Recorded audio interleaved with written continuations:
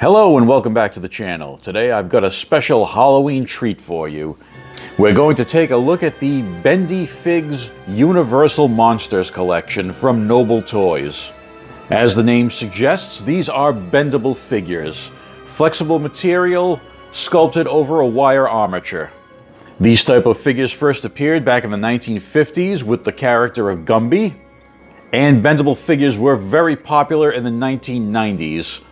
With the company Just Toys producing hundreds of different figures for their Bend'ems brand.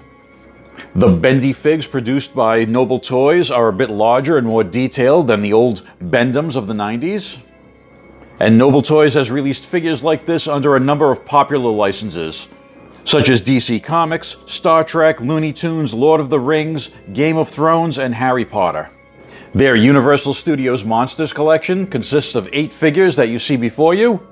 And even though these are based on classic films from the 1930s through the 1950s, they are sculpted with a very modern, stylized aesthetic.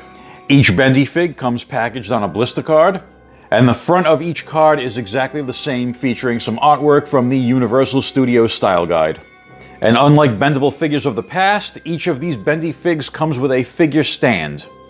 Each stand has both the Universal Monsters logo and the individual logo for that monster. First up we have Count Dracula. The Universal Studios version of Dracula made his debut in 1931 as portrayed by Bela Lugosi. And you can see what I mean by the stylized appearance of these figures. These are not based on movie appearances or actor likenesses. These are Noble Toys' own take on these characters. And Dracula's pale skin and his light-colored shirt and vest are making my white balance go crazy. You can see some really nice sculpted detail in the face, the eyes, eyebrows, fangs, the medallion that he always has around his neck. He's got very elongated hands and fingers to make them seem more exaggerated. And his cape is cloth goods, not only cloth goods, but it has a wire around the entire outside length of the cape. So you can manipulate it, pose it.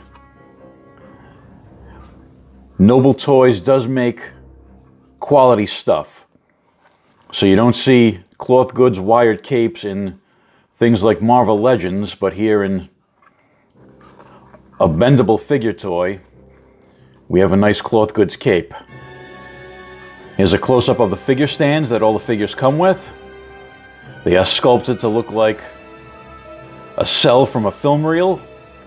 Each has the Universal Monsters logo in the back and the individual character logo in the front. And they have these nice big thick pegs that fit right in the heels of the feet of all the characters. So once you peg these onto the figure stands, they are going to stay there. These figures can stand up on your shelf with no problem with these figure stands. Dracula is widely considered to be the leader of the monsters whenever the monsters get together, due to his power, charisma, and intelligence. Frankenstein, or more appropriately, this would be Frankenstein's monster. His first Universal film was also 1931, the classic film starring Boris Karloff, the role that Karloff is most associated with. And you can see again on Frankenstein the exaggerated proportions. He's got the elongated head, giant hands, giant feet, and you can see how lanky this Frankenstein has been sculpted. The one thing with the Bendy Figs brand is that every single figure is sculpted to 7 inches, regardless of the character. So even though Frankenstein should be the biggest, he's the same height as everyone else. Not too noticeable in this series, but when you get to something like the Lord of the Rings series, Gollum and Frodo are the same height as Gandalf and Sauron, so it does look a bit silly. The creature from 1932's The Mummy, also portrayed by Boris Karloff. And this is one of the characters where that exaggerated style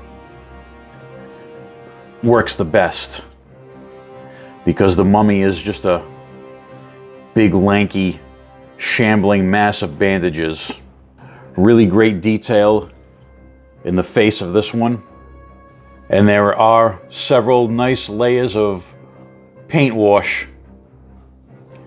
across the figure to give him a really nice texture. The Universal Studios version of H.G. Wells' The Invisible Man first appeared in 1933, portrayed by Claude Rains. Really more of a science fiction story than a monster story. The Invisible Man is one of those characters that fits into the monster world due to his monstrous actions, not because he's an actual monster. There is some beautiful detail on this figure. All the patterns on his smoking jacket are sculpted, and there is also a paint wash over them. Really brings out the detail. And again, they've done a great job with the head sculpt, with the bandages as well as the goggles, which is pretty much his iconic look, besides, of course, being invisible.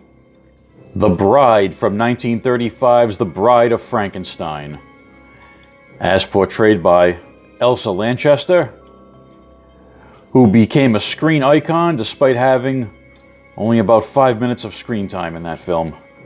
She has a cloth goods dress, but underneath there is a fully sculpted and painted body. She's covered head to toe in bandages and has this sort of, not really a dress, more of a dressing gown over her.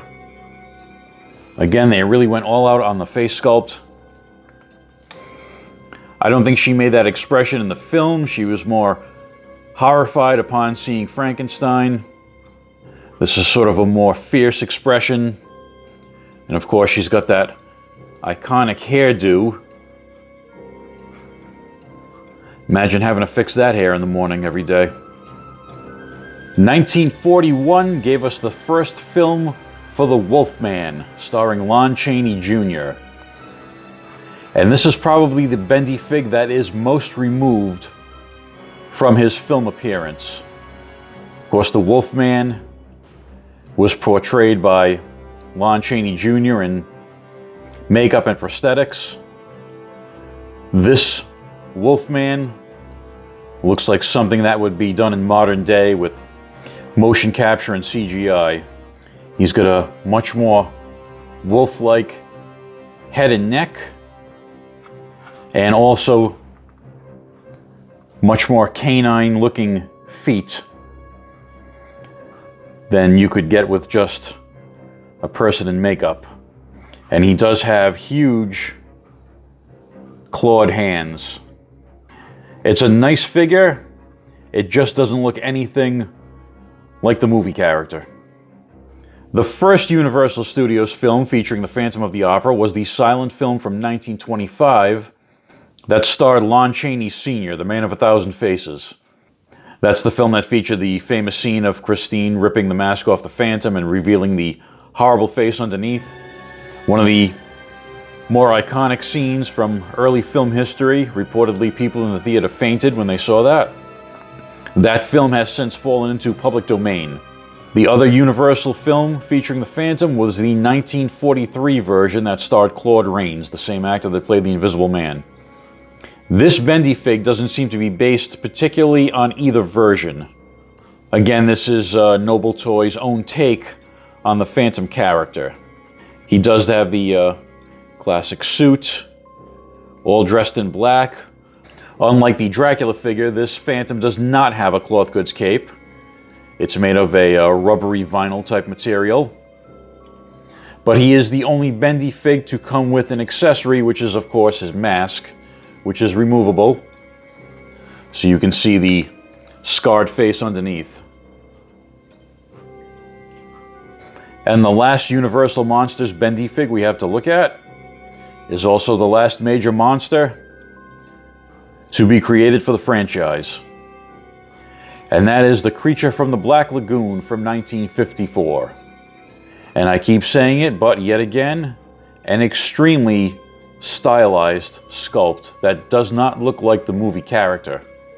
Now, there's obviously no need to get an actor likeness to sculpt the creature suit. Once you have the likeness for the character, you can sculpt the suit as many other toy companies have, like Mego and NECA and Jada. But Noble Toys went with this more stylized version instead. And what struck me about this is that it looks very much like the creature that was featured in the 1987 film, The Monster Squad. Many more similarities to the Monster Squad creature than the original Universal Monster. All in all, I think this is a very nice series. Bendy Figs are not as versatile as action figures. You can't put them in nearly as many poses as you can an articulated figure. But if you're a fan of Universal Monsters and you're looking for something a little different, this is a nice looking series. That's it for this one. See you in the next video.